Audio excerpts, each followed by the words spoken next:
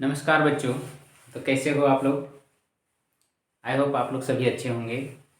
और पिछली क्लास हम लोग देखे थे द्विघात समीकरण के बारे में। आज हम लोग इससे आगे जो एमसीक्यू है वो देखेंगे linear equation in two variable, यानी कि दो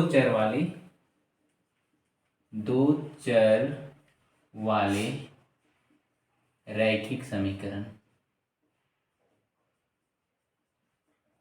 ठीक है, रैखिक समीकरण के बारे में हम लोग देखेंगे linear equation in two variable. यहाँ पर लिखे हैं दो चर। चर और अचर के बारे में तो आप लोग पहले पढ़े होंगे, जैसे कि ये 2x लिखे। ठीक है, तो 2 क्या है और x क्या है? ठीक है, ये x हो गया चर और ये 2 हो गया अचर, यानी कि 2 क्या है? कांस्टेंट है और x क्या है? वेरिएबल है। x कभी भी बदल सकता है, इसीलिए इसको चर बोल देते हैं। और 2 लिखे तो वो 2 ही मान रहता है, कभी उस 2 परिवर्तन नहीं हो सकता है, जिसके चलते इसको अचर या फिर कांस्टेंट कहते हैं। क्लियर? दो चर मान के चलिए, यहाँ पर हम लोग रैखिक समीकरण पढ़ना है, तो हम लोग रैखिक समीकरण रेखा एक समीकरण बनाते हैं। रैखिक समीकरण तो इसमें कितना कोऑर्डिनेट होता है?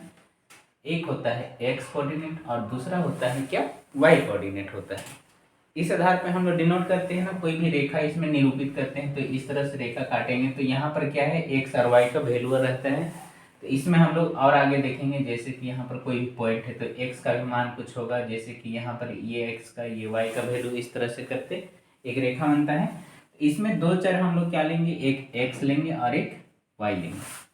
ठीक है, इसका सामान्य सूत्र हम लोग देखेंगे तो A x plus B y plus C is equal to 0, इस तरह से इसका ये जनरल हम लोग रिप्रेजेंट करते हैं। रैखिक समीकरण बहुत हम लोग लिख सकते हैं।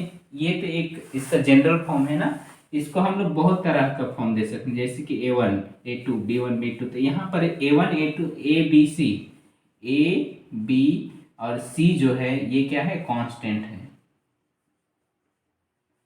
ठीक है, ये मान रखे हैं, जहां पर इसके जगह क्या हो सकता है? 1 2 3 4 डॉट डॉट डॉट डॉट कुछ भी संख्या रख सकते हैं यहाँ पर।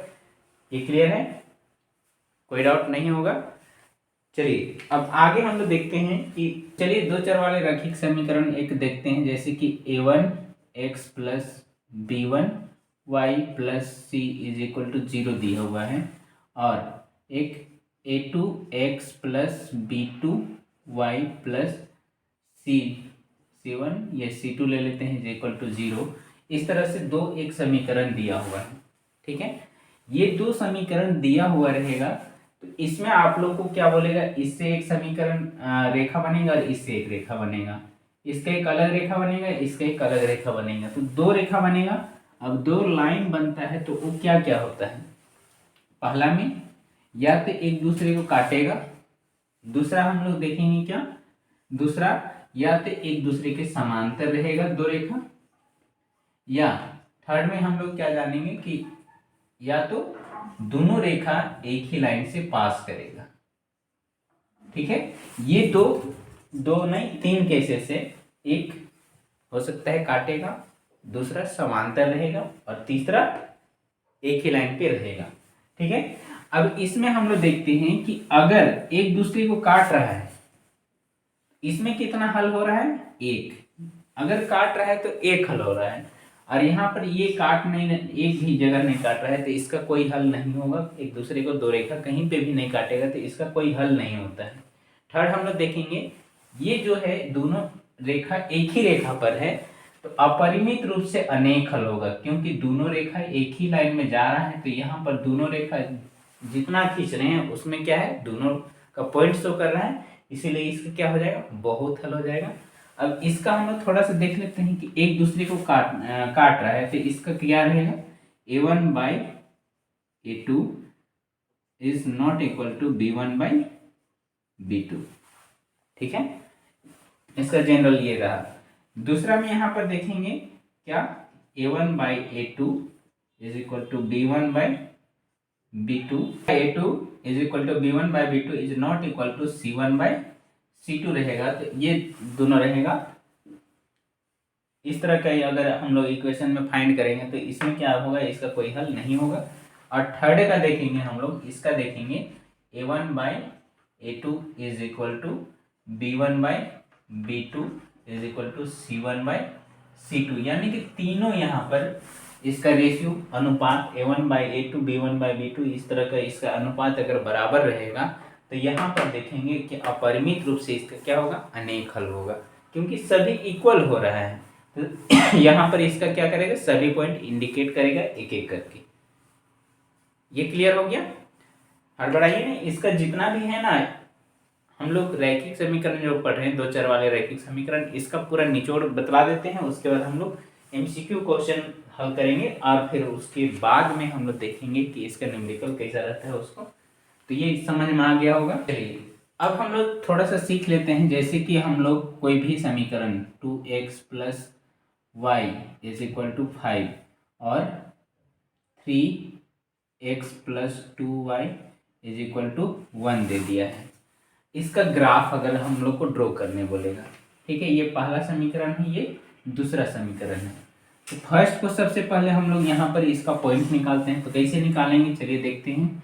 तो 2x + y is equal to 5, this implies y is equal to 5 - 2x, ठीक है। अब यहाँ पर इसको इस तरह से हम लोग क्या करते हैं, आप लोग पढ़े भी होंगे, रिवाइज है, इसीलिए जितना जल्दी हो सके कंप्लीट करते जाना है। अब नहीं पढ़े हैं तो इसको आप लोग सीख लीजिए। अब यहाँ पर क्या है, y के बराबर ये पूरा नंबर, यहाँ पर क्या करेंगे, x का वैल्यू रखेंगे कोई भी। चलिए 1 रखते हैं, तो 2 × 2, 5 में 2 गया, कितना बचा, x की जगह 1 रखे तो 5 में 2 गया, 3 आया, ठीक है। दूसरा देखते हैं, अगर 2 रखते हैं, x की जगह 2 रखते हैं, 2 दूनी 4 हो गया, 5 में 4 माइनस किए तो 1 बच्चा, और 3 रखते हैं तो 3 दूना 6 हो गया, -6 और +5 -1, पहला का आ गया। चलिए दूसरा का भी इसी तरह से हल करेंगे। 3x + 2y is equal to 1। अब यहाँ पर जो बड़ा वैल्यू है इसको उधर भेज देते हैं, तो 2y is equal to 1 - 3x, this implies y is equal to 1 - 3x/2। इसका वैल्यू निकालेंगे, चलिए देखते हैं निकाल के। x y, अब यहाँ पर ऐसा संख्या x की जगह रखना है जो कि यहाँ पर माइनस करने से क्या होगा, कट जाए। तो यहाँ पर देखते हैं 3 × 1 = 3, x की जगह 1 रखते हैं तो -3 + 1 तो 2, -2 आया, -2 में 2 तो -1, ठीक है। दूसरा 2 रखते हैं तो 3 × 2 = 6 हो जा रहा है, नहीं होगा, 3 × 3 = 9 करते हैं, 3 रखते हैं तो -9 + 1 -8 हो गया, और ये हो जाएगा -4, आगे +1 माइनस में करते हैं तो +4, 4 में 2 तो 2 आ रहा है। इस तरह से इसका हल किए। अब इसको हम लोग ग्राफ में शो करेंगे, ठीक है। ग्राफ में इसको शो कर देते हैं, तो 0 यहाँ पर रहता है, 1 2 3 4 5, -1 -2 -3, -1 -2 -3 -4, 1 2 3 4। चलिए ये y डायरेक्शन है, ये x डायरेक्शन है, इधर x डैश इधर y डैश। आप लोग को इतना करने आ जाता है, क्लियर है। पहला वाला देखते हैं, x1 3 x है 1 और y 3, लगभग यहाँ होगा। चलिए दूसरा x2 है y 1 है, x2 है y 1 है, लगभग यहाँ होगा। चलिए x3 है y -1 है, 3 है -1। इस तरह से देखिए एक सीधा रेखा बना, ठीक है। आप लोग स्केल से ड्रॉ कीजिएगा तो ये सीधा कटेगा, क्लियर हो गया। ये हम लोग का जहां जहां आया 3 -1, पहले x लिखते हैं, इसलिए x लिखना है 2 1 और ये 1 3, क्लियर हो गया। दूसरा समीकरण का इसी तरह से 1 - 1 यहाँ हो गया, फिर 3 - 4, 3 3 - 4 लगभग यहाँ आ जा रहा है। चलिए आगे -1 2 -1 2 इस तरह से करके ये एक रेखा बन जा रहा है। तो इसमें आप लोग पॉइंट इसको नोट करके और इस तरह से हम लोग इसका क्या करते हैं, ग्राफ ड्रॉ करते हैं। ठीक है, दो चर वाले रैखिक समीकरण का ग्राफ ड्रॉ करने के लिए आ गया आप लोग को। चलिए अब आगे देखते हैं हम लोग रैखिक समीकरण को बीजीय के रूप में कैसे सॉल्व करते हैं उसके बारे में। तो नोट कीजिए, फिर आगे देखते हैं। चलिए नोट कर लिए होंगे।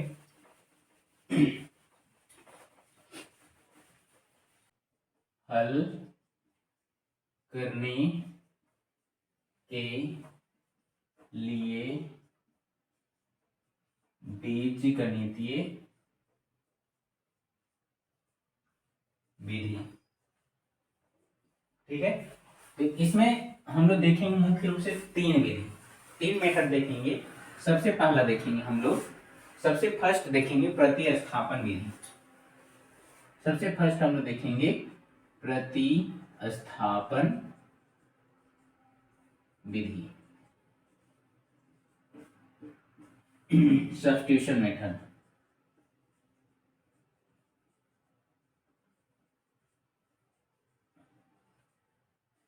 इसमें क्या करेंगे, दो समीकरण रहेगा। तो प्रतिस्थापन विधि में यहां पर देखते हैं दो समीकरण लिखिए। अब ये दोनों समीकरण में ये क्या है, ये है फर्स्ट समीकरण, ये है सेकंड समीकरण। ठीक है, इसमें देखते हैं कौन समीकरण छोटा है, ये समीकरण। तो हम लोग क्या करते हैं, कोई एक का वैल्यू जमीन यानी कि एक चर को क्या करते हैं, सेपरेट कर देते हैं। एक चर का यानी कि समीकरण एक को हल करने से, समीकरण एक को सॉल्व करते हैं तो x + 2y = 3, this equal to 3 - 2y हो गया। x का वैल्यू ये आया। ठीक है, x का वैल्यू क्या आया, 3 - 2y आया। अब इसका जो है x का वैल्यू को हम लोग किस में रखेंगे, प्रतिस्थापित करेंगे, इस इक्वेशन में करेंगे। तो चलिए देखते हैं x का वैल्यू समीकरण एक में x का मान रखने पर। ठीक है, मान रखने पर देखते हैं क्या है, 7x - 15y = 2, this implies 7x के जगह क्या रखना है हम लोग को, 3 - 2y। ठीक है, -15y = 2। इसको आगे फिर सॉल्व करते हैं, यहाँ पर आप लोग को सॉल्व कर रहे हैं, नीचे नहीं दिखेगा। 7 या 21 -14 y - 15 y = 2, दिस इंप्लाइज, आगे देखते हैं 14y - 15y, तो 21 माइनस, इसको ऐड कर लीजिए तो 9 2 29y = 2। अब ये 29 को उधर ले जाते हैं, 2 इधर आ जाएगा तो कितना हो जाएगा, ये 19 = 29y, दिस इंप्लाइज y = 19/29। ये y का वैल्यू आया। इसी तरह से फिर x का वैल्यू इसीलिए x = 3 - 2y यानी कि 3 - 2 × 19/29, एलसीएम 29 ही हो जाएगा। आप लोग इधर सॉल्व कर लीजिएगा। इस तरह से हम लोग प्रतिस्थापन विधि को सॉल्व करते हैं। ठीक है, क्या करना है कि कोई एक वैल्यू, या तो x का वैल्यू को सेपरेट करना है या तो y का वैल्यू को सेपरेट करना है। कोई एक चर को सेपरेट करके फिर उसको इस तरह से मान रख के हम लोग सॉल्व कर सकते हैं। क्लियर है? तो चलिए आगे देखते हैं सेकंड मेथड।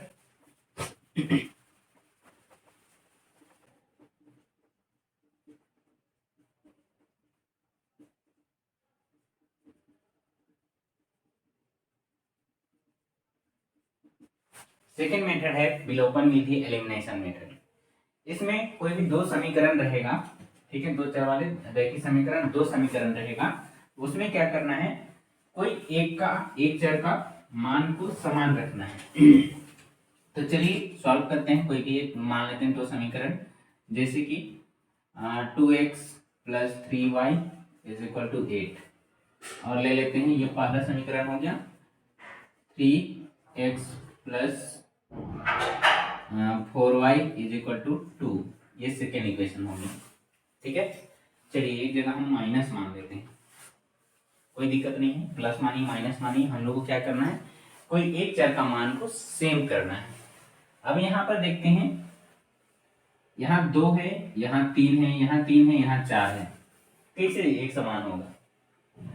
अगर मान के चलिए x का मान को 3 करना चाहते हैं तो 3 तो होगा नहीं, y का मान को 4 करना चाहते हैं तो 4 होगा नहीं। तो इस स्थिति में क्या करेंगे, दोनों समीकरण में से कोई भी एक को अगर हम लोग को हल करना है, जैसे कि y का मान को हमको कैंसिल करना है, y का मान को अगर कैंसिल करना है तो यहाँ पर 3 और 4 दो टर्म है y में, तो ये दोनों का एलसीएम लेंगे, 4 और 3 का एलसीएम कितना होता है 12, यानी कि यहाँ पर क्या आना चाहिए 12। तो 3 को किससे मल्टीप्लाई करेंगे कि 12 आएगा, 4 से करेंगे तो इसीलिए समीकरण 1 मल्टीप्लाई 4 प्लस समीकरण 2 मल्टीप्लाई, इसको 4 का इसको डिवाइड करेंगे तो कितना 3 से। अब चलिए करते हैं, तो 4 से मल्टीप्लाई करना है, ठीक है, इसको 4 से मल्टीप्लाई करना है तो पूरा कीजिए, 4 दूनी 8 x प्लस 4 तिया 12 y बराबर 8 चौके 32, ये थर्ड इक्वेशन निकल गया। आगे देखते हैं, गुना 3 करना है, ठीक है, समीकरण 2 गुना 3 किए हैं तो 3 तिया 9 x माइनस है तो माइनस 4 तिया 12 y बराबर 3 दूना 6 हो गया। इसको ऐड करना था तो साइन चेंज नहीं होगा, यहाँ पर देखिए 12 और 12 को माइनस कर रहे हैं तो कट जा रहा है, 8 और 9 कितना हो रहा है 17x बराबर 32 प्लस 6 कितना हो रहा है 8 3 38, दिस इंप्लाइज x बराबर 38 बटा 17 आएगा, x का वैल्यू तो आ गया। अब y का वैल्यू y का मान निकालने के लिए हम लोग क्या करेंगे, y का मान निकालने के लिए चलिए समीकरण 2 में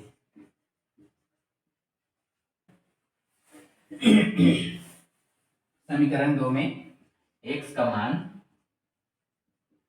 रखने पर, ठीक है, अब इसमें x का मान रखते हैं तो 3 गुना x का वैल्यू कितना है 38/17, फिर minus 4y is equal to 2 था, चलिए रख दिए, कैंसिल नहीं हो रहा है, मल्टीप्लाई कीजिएगा, दिस इंप्लाइज ये 2 को इधर ले आइए, 4 को इधर ले जाइए, तो 3 8 24, 3 तिया 9 और 2 11 बटा 17 माइनस 2 बराबर 4y। अब 4y हुआ, this implies y is equal to यहाँ पर 114 माइनस 17 दूना 34 बटा 17 और ये 4 जो है गुना में होगा तो यहाँ पर गुना 4 बराबर y, इसका मान निकालिएगा, फिर y का वैल्यू क्या आएगा, उसके बाद y का वैल्यू आ जाएगा। क्लियर है? चलिए यही है आप लोग का क्या विलोपन विधि। इसमें क्या किए, इसमें से हमको y टर्म को कैंसिल करना है तो इस तरह से हम लोग क्या कर दिए, कैंसिल किए। अब इसमें से इसको प्लस भी कर सकते हैं, माइनस भी कर सकते हैं। यहाँ पर कोई कैंसिल करने के लिए अगर यहाँ दोनों प्लस में रहता तो यहाँ पर माइनस करते, तो फिर नीचे का साइन चेंज हो जाता और उसके बाद फिर सॉल्व करते। क्लियर है? चलिए थर्ड हम लोग देखेंगे, नेक्स्ट मेथड है क्रॉस मल्टीप्लिकेशन मेथड।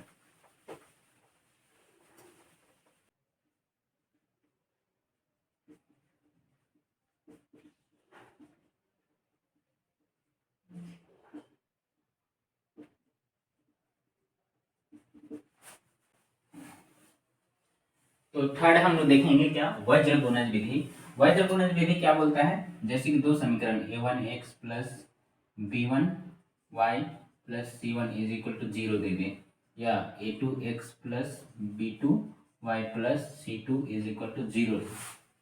ठीक है, इस स्थिति में देखेंगे क्या, यहाँ पर इसको हम लोग लिखेंगे b1 by b2, c1 by c2 और a1 बाई a2 फिर से b1 बाई b2 कर देते हैं।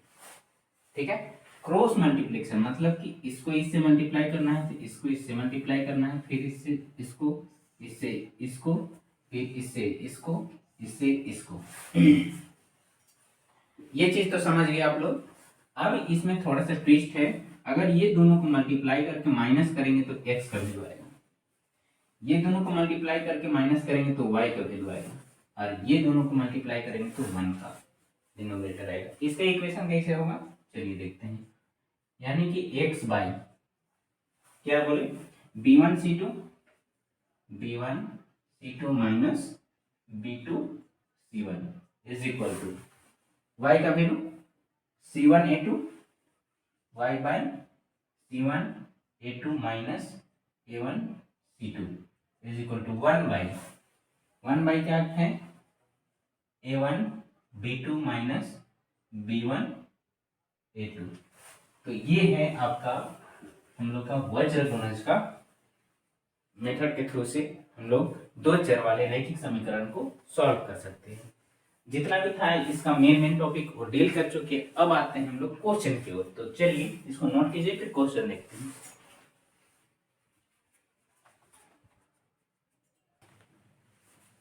तो चलिए अब हम लोग क्वेश्चन की ओर बढ़ते हैं। तो क्वेश्चन में हम लोग देखने वाले हैं 1 मार्क्स टाइप का क्वेश्चन, ठीक है। इसमें बेसिकली एक वीडियो में 1 मार्क्स का, फिर उसमें लॉन्ग टाइप का भी देखेंगे। तो 1 मार्क्स टाइप का यहाँ पर सबसे फर्स्ट में यहाँ पर इस चैप्टर से है। क्वेश्चन क्या है आप लोग को अभी जस्ट पढ़ा दिए हैं, a1/a2 is equal to b1/b2 is not equal to c1/c2 का कितना हल होगा, ठीक है। तो इसको अभी जस्ट किए थे कि दोनों बराबर है और थर्ड का बराबर नहीं है। तो ये कैसा रेखा बनाता है याद कीजिए, ये एक पैरेलल रेखा बनाता है इस तरह से, जो कितना हल होगा तो इसका कोई हल नहीं होगा। इसके आंसर में क्या हो जाएगा कोई हल नहीं, ठीक है। दूसरा देखते हैं समीकरण, अगर इस तरह से ऑप्शन दे देगा 1 हल 2 हल 3 हल 4 हल या कोई हल नहीं, इस तरह से करके दे देगा तो उसमें जो ऑप्शन रहेगा उसी को मारिएगा, ठीक है। 1 मार्क्स टाइप का क्वेश्चन में MCQ रहेगा, इसमें 4 ऑप्शन आप लोग को दे देगा, तो इसमें ऑप्शन नहीं दिए हैं ताकि लेट हो जाएगा इसीलिए। सेकेंड में देखते हैं समीकरण इसका और ये 2x minus Y is equal to 5 और 3x plus 2y is equal to 4 का हल है। इस तरह से ऑप्शन है, ये x का वैल्यू है, ये y है, ये x है और ये y है, सब में वही चीज है। इसका हल क्या है, इसको थोड़ा सा सॉल्व करना पड़ेगा। इसका हल क्या हो सकता है चलिए देखते हैं। तो 2x minus Y is equal to 5 और 3x plus 2y is equal to 4, इसका हल पूछ रहा है। यहाँ पर इसके आंसर क्या देखेंगे हम लोग, सब्स्टिट्यूशन मेथड यूज करेंगे। तो 2x minus Y is equal to 5 था, this implies y is equal to क्या करेंगे, इसको इधर ले जाते हैं y को उधर, तो y is equal to 2x minus 5 हो जाएगा, ठीक है।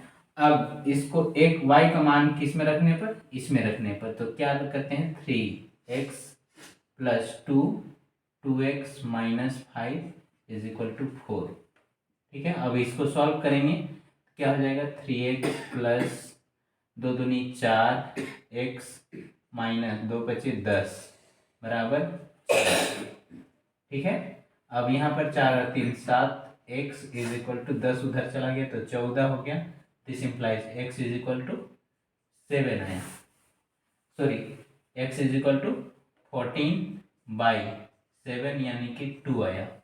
2 कोई ऑप्शन में दे रहा है, यहाँ भी दिखा रहा है यहाँ भी दिखा रहा है। अब y का वैल्यू निकालते हैं तो y इज इक्वल टू क्या है, यहाँ पर देखिए तो 2 गुना 2 माइनस 5 यानी कि 4 माइनस 5 बराबर 1 आया। ये किसका वैल्यू आया y का, -1 आया, ठीक है। तो 2 माइनस 1 किस में है, पहला में, ये सही हो गया। इस तरह से आप लोग जल्दी में सॉल्व कर सकते हैं। सेकेंड क्वेश्चन हो गया। थर्ड देखते हैं समीकरण 3x plus 2y is equal to 5 और 2x minus 3y is equal to 7 के कितने हल, इसका कितना हल है पूछा है। तो यहाँ पर हम लोग देखते हैं a1/a2 a1/a2 यहाँ पर इसको 3/2, b1/b2 क्या है 2/-3 इज नॉट इक्वल टू 2/-3 तो होगा ही नहीं, ठीक है। अब यहाँ पर C1/C2 तो 5/7, यानी कि यही इक्वल नहीं है, तो इसका क्या है, एक दूसरे को काटेगा तो कितने हल है, केवल एक हल होगा, केवल एक हल। क्लियर हो गया, इसका केवल कितना हल होगा, एक हल होगा। चलिए क्वेश्चन नंबर 4 में देखते हैं। रैखिक समीकरण युग्म जिसका हल होता है कहलाता है, जिसका हल होगा उसको संगत कहेंगे, और अब जिसका युग्म असंगत है, इसे, इसका आलेख की रेखा क्या होगा, तो संगत होगा तो यहाँ पर संगत मतलब साथ साथ चलने वाला, यानी कि दोनों लाइन क्या होगा, एक दूसरे के साथ में होगा। अब यहाँ पर असंगत बोला है, यानी कि साथ में नहीं रहने वाला, तो असंगत लाइन कौन हो जाएगा, दो पैरेलल लाइन रहेगा, ये असंगत हो जाएगा, इसका कोई हल नहीं होता है। ठीक है, तो असंगत रेखा हो गया, तो इसका कैसा होगा, समांतर रेखा। 5 नंबर का आंसर यहाँ पर दे दिए हैं, और इसका क्या लिखेगा, अगर समांतर रेखा रहेगा तो इसका ऑप्शन में समांतर रेखा को टिक मार दीजिएगा। क्लियर है, ये क्लियर हो गया। चलिए नोट कीजिए और आगे बढ़ते हैं।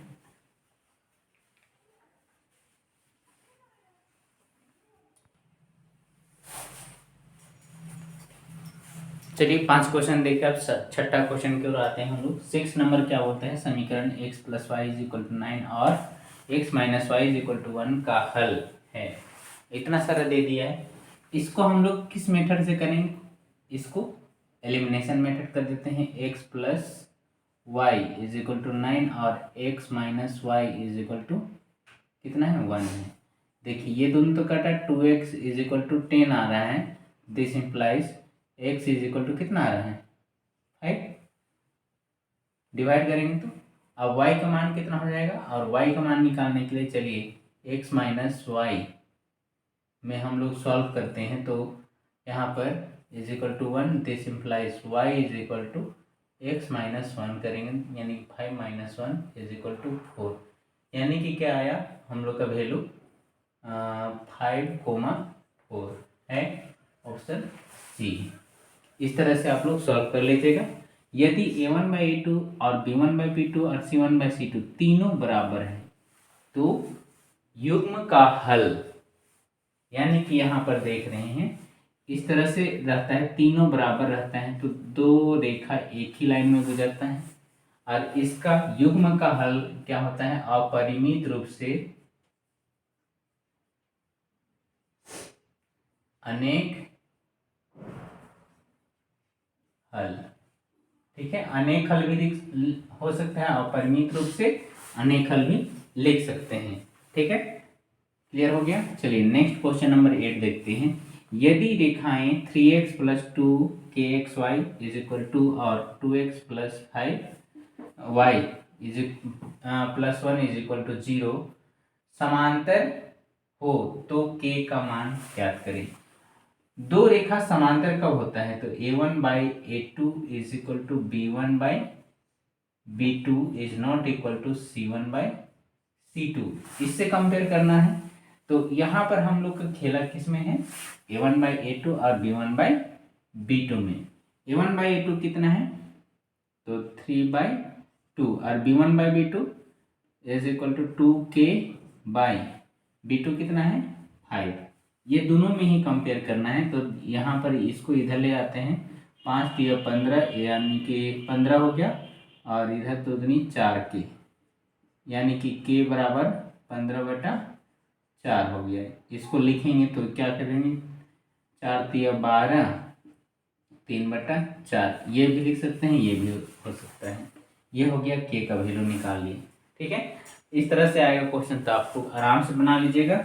इसी तरह से एक क्वेश्चन है, वही सेम है, क्या दिए हैं, के का मान के लिए रैखिक समीकरण का ये और इसका दिया हुआ है असंगत है, बस समांतर है होता है तो वो असंगत ही होता है, बस कुछ नहीं, इसी से ही रिलेटेड है, यानी कि 8/k बराबर 5/10, 5/10, 5 दूनी 10, ये तो कटा, यानी कि 2 बार में, दिस इम्प्लाइज ये k ऊपर गया तो k ही रहेगा, 8 × 2 बराबर के, यानी कि के बराबर कितना हो गया, 16 हो गया। ठीक है, इस तरह से ऑप्शन में दे देगा 16, 15 कुछ भी, तो जिसमें 16 रहेगा उसको मान लीजिएगा। नेक्स्ट क्वेश्चन नंबर 10 है, रैखिक समीकरण युग्म जिसका कोई हल नहीं होता है कहलाता है। जिसका कोई हल नहीं होता है, तो समांतर रेखा का कोई हल नहीं होता है, वो कहलाता है क्या, असंगत कहलाता है ना। अभी देखिए कहाँ, किसमें था असंगत, ये असंगत कहलाता है। ठीक है, असंगत कहलाता है। क्लियर है, कोई डाउट यहाँ तक नहीं है। चलिए, डाउट होगा तो कमेंट में ज़रूर बतलाइएगा कि यहाँ डाउट है, और उसको कंप्लीट करने का कोशिश भी करेंगे। चलिए, इसको नोट कीजिए, फिर आगे हम देखते हैं।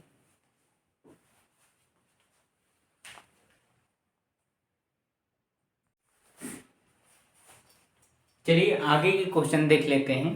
ठीक है, आगे क्वेश्चन आप लोग देखते हैं। तो ये क्या है, समीकरण इसका तथा इसका का क्या हल होगा। तो इसको हल करके क्या है, मान निकालना है। आप लोग निकाल सकते हैं इसका वैल्यू। ठीक है, इस तरह का क्वेश्चन बहुत देखे हैं। नेक्स्ट है, ये थोड़ा सा यूनिक है, एक्स अक्ष का समीकरण होता है। तो यहाँ पर हम लोग जानते हैं ये एक्स होता है, ये वाई अक्ष होता है।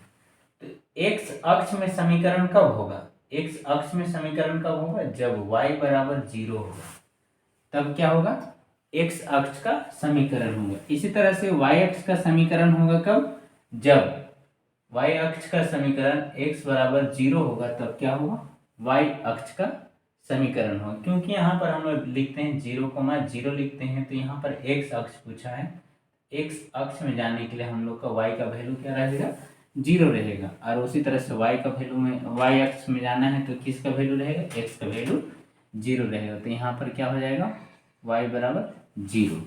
इसका आप लोग कमेंट में बतलाइएगा। 14 नंबर में, यदि 3x minus Y is equal to 5 तथा 9x plus 15y is equal to कितना दे दिया है, 4, ये 4 है, 4, तो x और y का मान निकाले, क्या होगा। तो यहाँ पर दोनों को सॉल्व कीजिएगा। ठीक है, सब्स्टिट्यूशन मेथड से भी कर सकते हैं, एलिमिनेशन मेथड से भी कर सकते हैं, और क्रॉस मल्टीप्लिकेशन मेथड, तीनों मेथड में से कोई भी एक मेथड यूज करके आप लोग क्या निकाल सकते हैं, एक्स और वाई का मान निकाल सकते हैं। इसी तरह से आपका ये जो दो क्वेश्चन था उसी से रिलेटेड यहाँ पर 15 और 16 है। x बराबर -3 का आलेख कैसी सरल रेखा होगी। तो यहाँ पर किस x बराबर -3 कैसी सरल रेखा होगी, तो y किसका, x बराबर -3 है, यानी कि x बराबर, चलिए x बराबर कहीं पे भी हो जाएगा, जैसे कि -3। ठीक है, तो कैसी सरल रेखा होगी, यहाँ पर देखिए x बराबर -3 इधर आ रहा है, तो ये तो क्या है, y अक्ष के ही सरल रेखा होगा ना। तो y अक्ष के